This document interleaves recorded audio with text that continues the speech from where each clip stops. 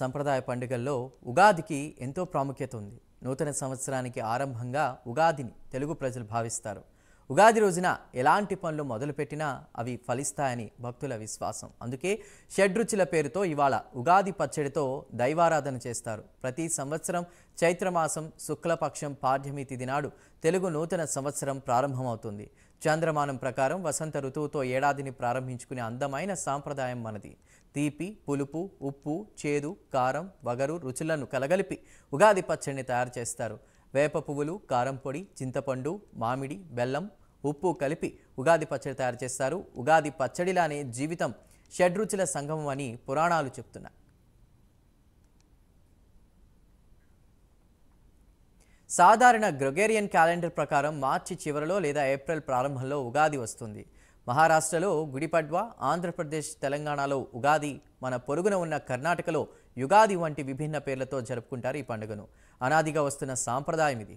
ఉగాది రోజున ఇల్లు వాకిలి శుభ్రం చేసుకుని మామిడాకులతో తలుపులు అలంకరించి బహుమతులు ఇచ్చిపుచ్చుకోవడం, దాన ధర్మాలు చేయడం, దేవాలయాలను సందర్శించడం వంటివి చేస్తారు.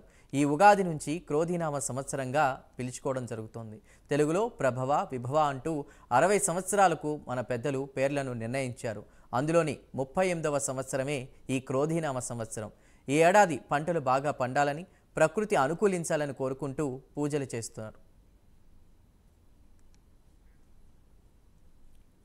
ఇక ఉగాది సందర్భంగా కడప జిల్లాల్లో ఆలయాలన్నీ భక్తులతో కిటకిటలాడుతున్నాయి. కడపలో తిరుమలకు తొలి గడపైన దేవుని కడపలో ఉదయం నుంచి హిందూ భక్తులతో పాటు పెద్ద సంఖ్యలో ముస్లిం భక్తులు కూడా దైవ దర్శనం కోసం బారులు తీరారు. కడపలోని గట్టి బజార్లో ఉన్న బాలాజీ ఆలయంలో ఉదయం నుంచి స్వామివారికి పంచామృత విశేషంగా అభిషేకాలు అంగరంగ వైభవంగా జరిగాయి.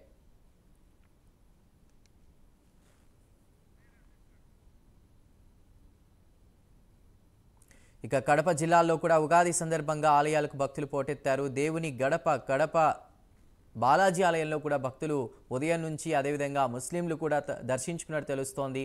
పూర్తి సమాచారాన్ని మా ప్రతినిధి సుధీర్ అందిస్తారు. సుధీర్.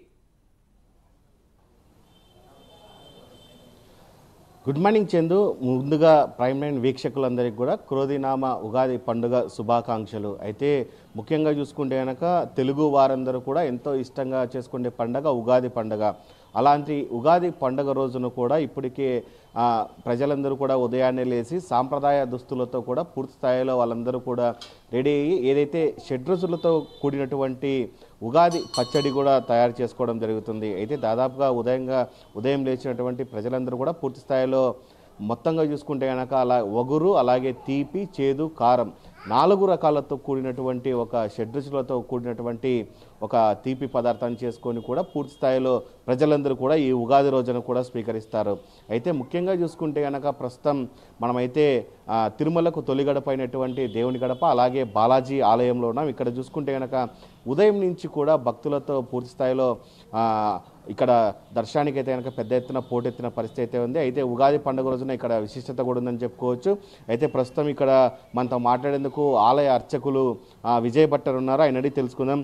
స్వామి, ముందుగా చెప్పండి, ఏంటి అసలు ఈ ఉగాది పండుగ రోజున ఎందుకు ఇంత స్పెషల్? ఏంటి అసలు ఈ ఉగాది పండుగ అంటే ఏంటి అసలు?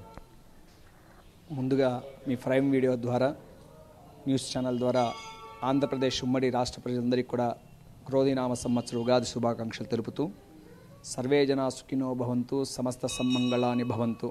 ప్రజలందరికీ కూడా భగవంతుని అనుగ్రహం పరిపూర్ణంగా ఉండాలని, అందరికీ కూడా సమస్త శుభఫలాలను కూడా కలగజేయాలని ప్రార్థన చేసుకొని మనం ఈరోజు ఉగాది క్రోధినామ సంవత్సరాన్ని జరుపుకుంటున్నాం. ఈరోజు విశేషంగా క్రోధినామ సంవత్సరం మంగళవారం. ఈరోజు ఈ సంవత్సరానికి రాజు వచ్చి కుజుడు అవుతాడు.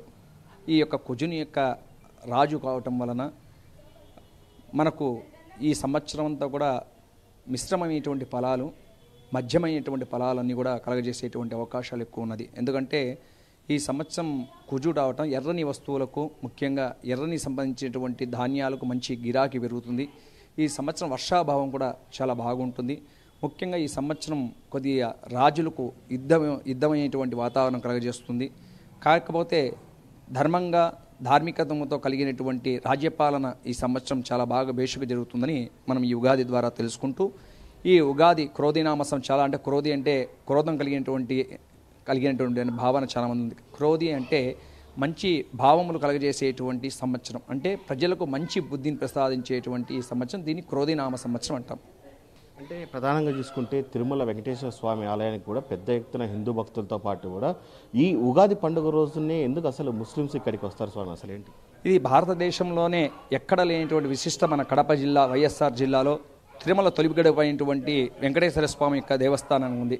ఇక్కడ పూర్వం నుంచే, అంటే మనకు తెలియనటువంటి పుట్టుక ముందే పూర్వం నుంచే ఇక్కడ ముస్లింలందరూ కూడా వారి యొక్క అల్లుడుగా భావిస్తూ వెంకటేశ్వర స్వామిని ఆ రోజు ఉగాది రోజు వచ్చి అందరూ పప్పు, ఉప్పు, బెల్లము, ధాన్యములన్నీ కూడా ఇచ్చి ఆ రోజు ఈ యొక్క ఉగాది పచ్చడి అందరూ కూడా స్వీకరిస్తారు. అంటే వాళ్ళ ఇంటికి అల్లుడైనటువంటి వెంకటేశ్వర స్వామిని భావిస్తూ ఆ రోజు ఆ వెంకటేశ్వర స్వామికి మనం ఎట్లయితే మన ఇంటి ఆడబిడ్డకు సార పెడతామో అదేవిధంగా ఆ రోజు వెంకటేశ్వర స్వామికి వెళ్ళి ఈ ముడుపులన్నీ ఇచ్చి ఆ యొక్క స్వామివారి యొక్క ప్రసాదం వాడు స్వీకరిస్తూ అనాదిగా సంప్రదాయంగా వస్తున్నది.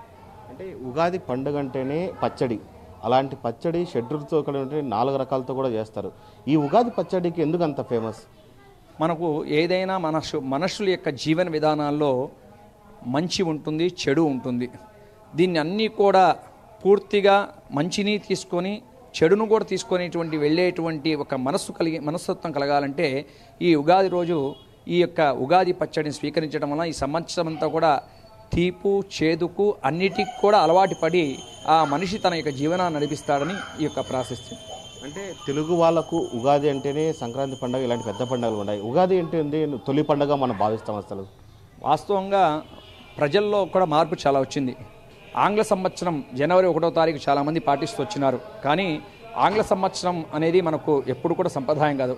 ఉగాది వసంత ఋతువు, ఈ వసంత ఋతువులో రామచంద్రుడు పుట్టినటువంటి ఈ యొక్క ఋతువులో ఈ ఉగాది ప్రారంభం కావటం వలన రాక్షసుల యొక్క సంహారం జరిగినటువంటి సమయం కూడా, రావణాసురుడు కానీ ఇటువంటి సంహారం జరిగినటువంటి కూడా ఈ యొక్క వసంత ఋతువులోనే. అందుకే ఈ ఉగాదికి అంత ప్రాశస్త్యం కలిగింది. ఈ ఉగాది రోజు ఎవరైతే వారు నిత్యం ప్రాతకాలం లేచి తలస్నానం ఆచరించి శుచి వస్త్రాలు ధరించి దేవతారాధన పెద్దవాళ్ళ యొక్క తల్లిదండ్రుల ఆశీర్వాదం తీసుకొని ఈరోజు వాళ్ళు దైవదర్శనాలు చేసుకొని బ్రాహ్మణులకు అందరికీ కూడా దాన ధర్మాలు చేస్తారో వారికి సమస్త శుభఫలాన్ని కూడా కలుగజేస్తాయి.